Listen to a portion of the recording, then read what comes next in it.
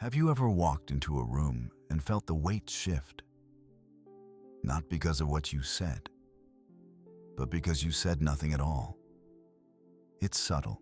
Eyes flicker toward you. Someone clears their throat. The air tightens, as if your quiet made everyone a little unsure of themselves. That is not awkwardness. That is power most people never learn to hold. Nietzsche once wrote, "The higher we soar, the smaller we appear to those who cannot fly." He wasn't speaking about arrogance. He was speaking about distance, the quiet distance that appears when you stop needing to be understood.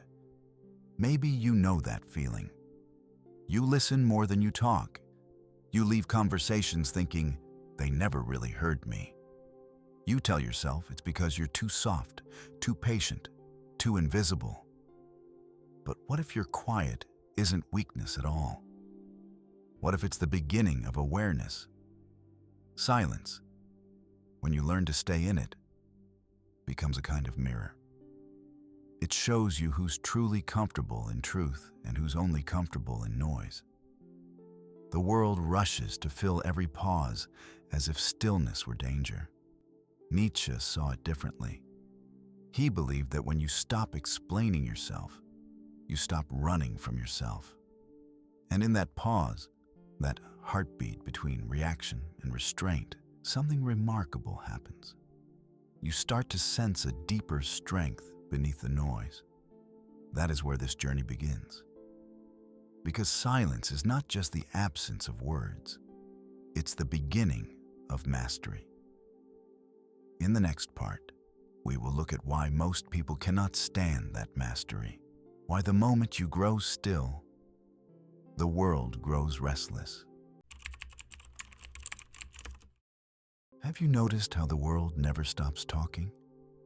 How every space hums with opinions, updates, arguments, as if silence itself would expose something we don't want to see? It's strange, isn't it? We call it communication, but most of it is just noise. Maybe you have felt that pressure too, in a meeting where you rush to fill the gap before someone else does, or in a conversation where you start explaining yourself even when no one asked you to. It's almost automatic. Because somewhere deep inside, you learn that quiet means defeat. I know that feeling. That small panic that rises when someone misunderstands you and you cannot rest until you've cleared your name. You start defending, correcting, convincing, and before you realize it, you're no longer speaking your truth. You're performing for approval. Nietzsche once said, "Those who cannot command themselves will be commanded." He wasn't talking about power in the political sense. He meant the moment you lose control of your reaction, you hand your peace to whoever triggered you. Think about it. Every time you rush to explain why you're late, why you're different, why you're right, you let someone else decide how calm you're allowed to be. It happens quietly, in the smallest moments. At work, when a colleague questions your choice and you over-justify every step. At home, when you laugh off an insult just to keep the peace. Online, when you type paragraph after paragraph to prove you're not who they think you are. Each time, a little piece of your silence slips away. Nietzsche called this the herd instinct, that deep pull to belong, even when belonging costs your center. And we all feel it, because standing still while everyone shouts feels unbearable. We tell ourselves it's not worth a fight, that harmony matters more. But secretly, we ache from all the words we've used to stay acceptable. There is a quiet sadness in that, isn't there? The sadness of always trying to be understood when what you really want is to be free. The truth is simple. You cannot find peace in the noise that demands you explain it. You find it when you stop needing to prove you deserve it. In the next part, we'll step into what lies beyond that noise, what Nietzsche called the higher self, the one who commands the room not with words, but with presence, because silence, when mastered, doesn't just protect you. It changes the atmosphere itself. There comes a point when silence stops being a reaction and starts becoming a choice, a moment when you realize you no longer owe explanations, not to prove you're right, not to be forgiven, not even to be understood. Nietzsche called this moment Überwindung, self-overcoming. From it, he imagined a new kind of human, the Übermensch, the one who commands themselves so completely that the world bends quietly around their calm. You don't have to picture a god or a warrior. Think of someone you have met who never rushes to defend their name. They listen, they watch, and when they finally speak, everyone listens differently. That is not charisma, that is alignment. Their silence carries authority because it's not loaded with fear. They are not withholding, they are centered. Nietzsche wrote, "He who cannot obey himself will be commanded." To obey yourself means to master the storm before it leaves your mouth. To feel anger, shame, jealousy, rise like thunder inside you and still decide, not yet. That decision changes everything. Because when you can hold your reaction without suppressing it, you stop being predictable. And in a world built on reaction, unpredictability is freedom. It's not easy. The first time you stay silent when someone provokes you, it will ache. Your pulse will race. Your mind will scream to prove you're not weak. But if you stay with that silence long enough, you will feel something flicker beneath the discomfort. A strange steadiness, like the ground returning beneath your feet. That is the beginning of power, not domination, not manipulation. Power as presence. It's what the Übermensch represents. A human being whose peace is no longer for sale. Someone who has learned that the loudest victory is the one that makes no sound. In the next part, we'll see what happens inside others when they meet that kind of silence. Why it unsettles, exposes, and sometimes even awakens the people who encounter it. When you stop reacting, something strange begins to happen. The room grows louder, but you haven't said a word. People start explaining themselves more, laughing too loudly, searching your face for a signal that never comes. Your silence makes them uncomfortable, but the discomfort isn't about you. It's about them. Nietzsche understood this long before psychology gave it names. He saw that most people don't speak to express themselves. They speak to stabilize themselves, to drown out the quiet voice that asks hard questions. Silence interrupts that. It forces the other person to hear their own echo. And echoes can be terrifying. Think of the last argument you had. Maybe you fell silent not out of wisdom, but exhaustion. And suddenly, the other person spoke faster, filled the space, grew defensive. They weren't fighting you anymore. They were fighting what your quiet reflected back. Psychologists now call this projection. Nietzsche called it the mirror of the abyss. When words stop shielding the ego, what's left to face is raw. Insecurity, guilt, doubt. Silence holds that mirror steady, and most people cannot bear to look. It's the same reason some people cannot stand eye contact, or why a calm person in chaos feels threatening. Stillness forces others to feel their noise. Social experiments have shown that in moments of tension, a single unbroken silence lasting more than 5 seconds can cause measurable anxiety in a group. The mind begins to invent meaning. Did I say something wrong? Are they angry? Am I losing control? The silence itself becomes the message. And that message says, "You can no longer predict me." That is what gives silence its strange power. It creates uncertainty, and uncertainty makes the ego panic. But this doesn't mean you should use silence to manipulate. True silence isn't a trap, it's a test. It reveals where the truth actually lives, beneath the chatter, beneath the performance. If someone grows angry and you're quiet, they're not reacting to you. They're reacting to the part of themselves they can no longer hide. Nietzsche believed this was the moment when masks fall, when the human spirit confronts its own noise and realizes how fragile its certainty truly is. He wrote, "When you stare into the abyss stares back."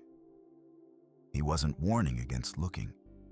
He was warning against looking unprepared.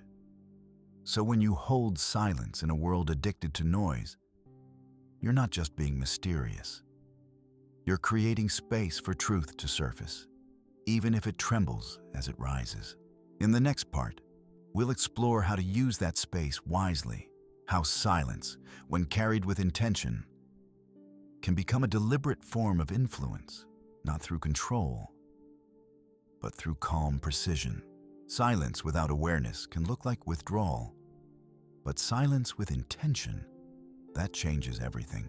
Nietzsche believed true strength is not in doing more, but in holding more, emotion, impulse, thought, without breaking. To him, silence was not retreat. It was restraint, a sign that the self has learned to command itself. There are 4 ways to begin practicing that command. 1. Pause when your pride itches. When someone provokes you, notice the surge inside, that quick desire to correct, to be right, to show you're not small. That moment is the ego begging for a stage. Don't give it one. Breathe. Let the words rise and fall. The pause will feel unbearable at first, like standing naked in a storm. But it's in that pause that you reclaim your authority. Nietzsche wrote, "He who fights with monsters should see to it that he himself does not become a monster." Silence is how you make sure you don't. 2. Listen the way a mountain listens. Most people hear to reply. When you listen without preparing your answer, something remarkable happens. You start to see the person behind the performance. Their tone cracks, their rhythm shifts, the insecurity shows. You will hear what's not being said, the tremor beneath the words. That is not manipulation. That is awareness. And awareness always precedes wisdom. 3. Let time do the talking. In conflict, we crave resolution. But silence stretches time, and time reveals truth. When you stop rushing to fix or defend, the other person begins to hear the echo of their own behavior. Sometimes the most powerful sentence is the one you never speak. 4. Stay unpredictable. The world expects reaction. When you don't follow the script, people have to adjust. They start measuring their words, tempering their tone. That is not control. It's balance restored. Your quiet presence becomes the metronome of the room. And when you finally do speak, your words land heavier, cleaner, truer, because they arrive wrapped in meaning, not noise. Silence is not a weapon you use against others. It's a practice that builds the kind of composure no one can steal. It's not about winning arguments. It's about no longer needing them. You will know you're mastering it when your calm starts changing the temperature of the room, when people lower their voices without knowing why, when even chaos seems to hesitate before reaching you. That is not arrogance. That is presence earned through self-command. In the next part, we'll step into the shadow side. What happens when silence is no longer power, but protection? When it stops being chosen and starts being forced. Because even strength, when rooted in fear, becomes a cage. Not all silence is strength. Sometimes it's the bruise we learn to hide behind. There's a kind of quiet that doesn't calm the room. It swallows you. You know that one, don't you? The silence after an argument when you say, "It's fine," but it isn't. The silence when you smile to keep the peace, while something in you starts to fade. For years I thought that was maturity. Letting things go, being the bigger person. But Nietzsche would have called it something else. Domesticated peace. The kind of peace built on self-denial. He wrote, "Every deep thinker is more afraid of being understood than of being misunderstood, because to be truly seen means showing the parts we've numbed into silence." We were taught that good people don't argue, that love means endurance, that harmony is proof of wisdom. But often, that harmony is just exhaustion wearing a halo. Look closely. Have you ever apologized just to make the tension stop? Laughed off a cruel remark so no one felt uncomfortable? Stayed quiet when your intuition screamed to speak? That isn't serenity, it's self-erasure. And it comes with a slow, private grief.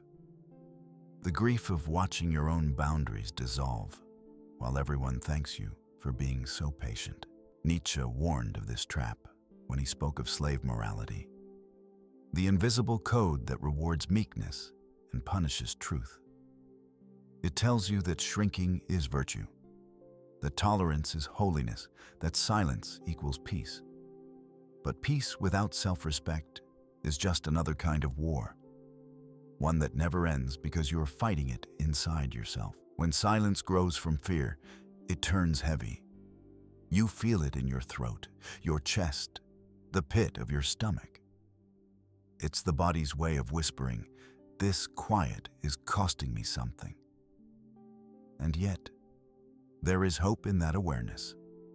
Because the moment you recognize the difference between chosen silence and enforced silence, you begin to reclaim your voice, not to shout, but to stand. Your silence should protect your dignity, not bury it. It should express presence, not absence. In the next part, we'll return to the light, to the silence that transforms rather than suppresses, the silence that speaks of mastery, not fear. Because true calm isn't learned by avoiding storms. It's forged by walking through them and realizing you no longer need the noise to prove you survived. There is a kind of silence that no longer hides or pleads. It simply is. It doesn't need to win or yield or explain. It radiates from a place that words cannot reach. The place where you finally trust yourself. That is the silence Nietzsche admired. Not the silence of the oppressed, but the silence of one who has become their own authority. He believed that the highest form of power is not domination, but self-command. To stand so firm in your inner rhythm that the world must learn to move around you. When you reach that point, you no longer chase peace. You generate it. Your calm becomes a signal. People feel it before you speak, the steady presence that says, "I am here. I know who I am. You can meet me, but you cannot move me." It doesn't happen overnight. At first, reclaiming your silence feels strange, like speaking a forgotten language or standing up after years of kneeling. But every time you choose presence over reaction, every time you breathe instead of justify, every time you hold your stillness instead of shrinking, you teach your nervous system that peace is safe again.